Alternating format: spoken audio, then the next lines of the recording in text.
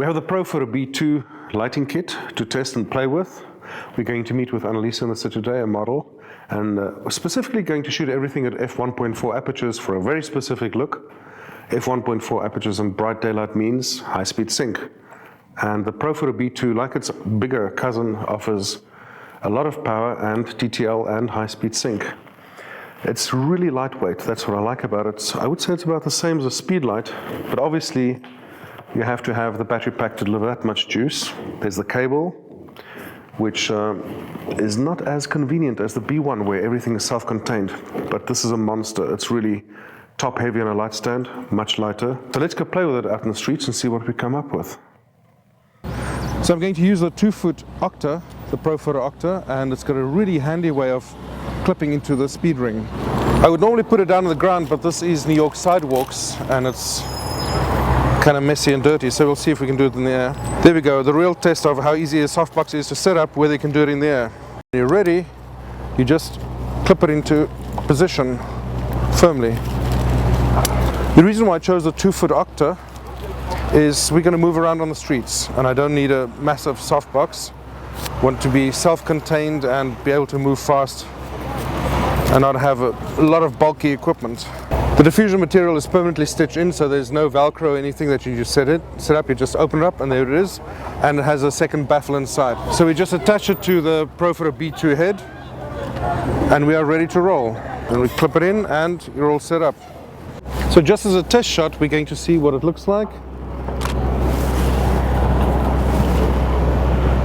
It looks phenomenal. Wow. First shot out of the box.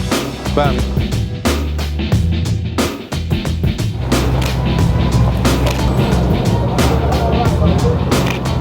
Kind of work towards the light.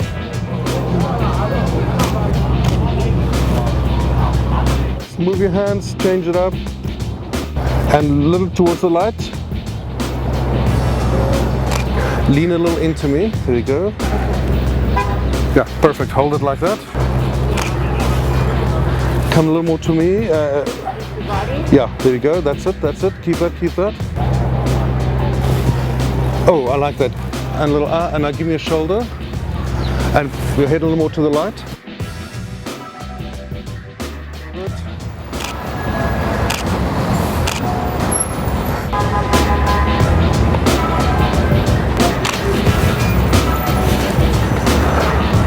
Drop the chin ever so slightly. I need yellow cabs hanging there and asymmetrical arms and hands. With both shoulders here. And work towards the light.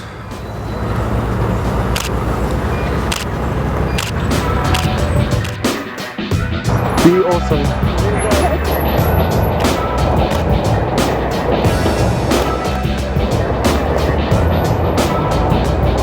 Turn your head a little more to the light. Okay, so I saw that. Nice buildings, interesting. Might be a nice neutral backdrop for Annalisa. Pop it with a bit of flash, fantastic. But then, looking this way, I see there's buildings in shade and also in sun, and these golden bollards. So we're going to have Annalisa here in the shade. We pick her up with flash. Drop your chin a little bit, Annalisa.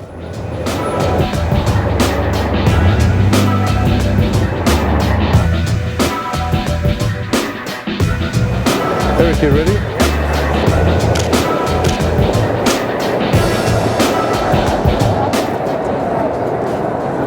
you guys have a permit for the lighting equipment? No. You need a permit in order to have that. Excuse me. Yeah? You need a permit in order to have the Permit for the lighting. Okay, then we're done. Let's get out of here. Okay, so I'm going to just change from the 2-foot Octa to a 1x3 strobox. I really like the 1x3 strobox.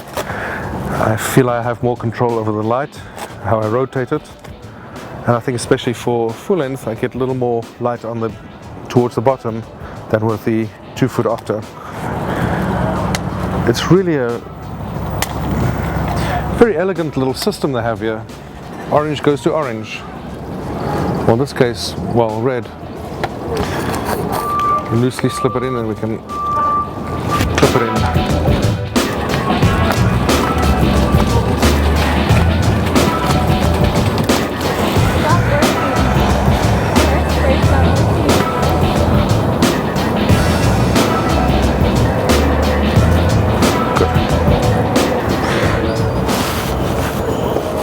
Okay, so what I like here is that we have the sun from behind giving this nice room light here, and I'm going to use that building there, the blue sky, pop a bit of flash from the Profoto B2 and light her up against all of that awesomeness.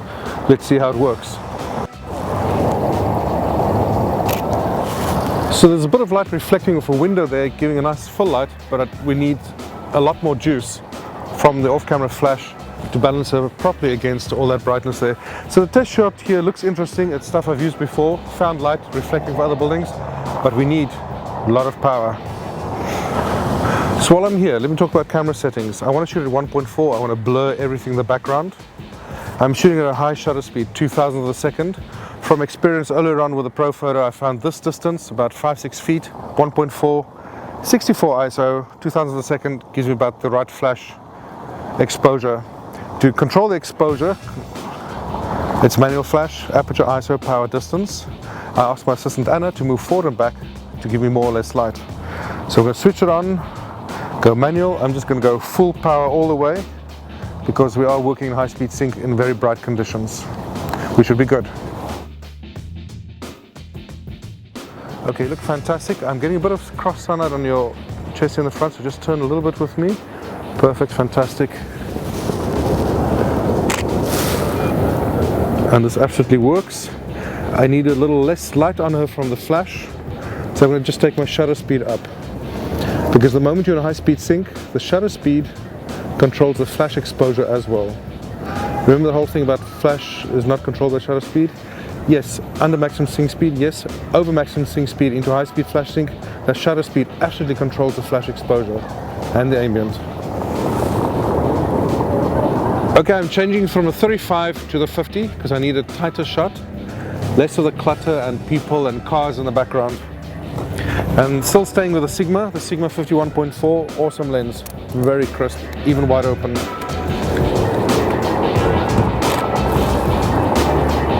Beautiful, turn it a little bit to the light, fantastic. I'm losing your elbow in that hand, so just your hand a little lower on the wrist, on the hip, here, there you go. Ah, there you go. And we have that. Oh, I like that gesture. Give that to me again. Background, hang on. Drop your chin a little bit. A little more upright again. Drop your chin slightly.